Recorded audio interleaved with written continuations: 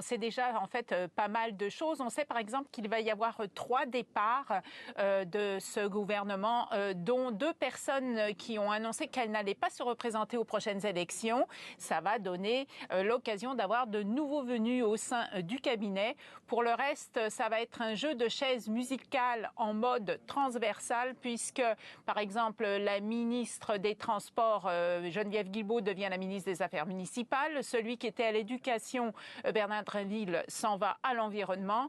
Celui qui était ministre de la Santé, Christian Dubé, reste à son poste pour veiller à la poursuite de l'importante réforme du système de santé québécois qu'il a mis en place.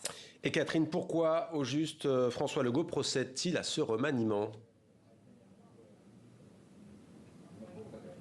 C'est un remaniement stratégique pour le premier ministre du Québec parce qu'on est à 1 an des élections ici et les choses vont très mal.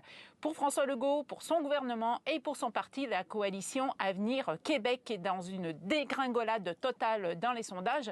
Un des derniers sondages rendus publics cette semaine nous indique que la CAQ passe en 4e position dans les intentions de vote des Québécois avec un 11%. C'est le pire score jamais enregistré par ce parti depuis sa formation.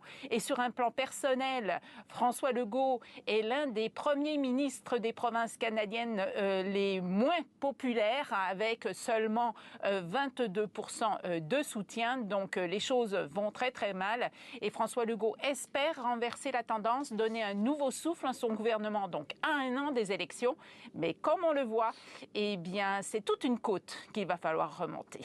Catherine François en direct de Montréal pour TV5 Monde. Merci beaucoup Catherine pour toutes ces précisions. On suivra bien entendu ce remaniement avec vous.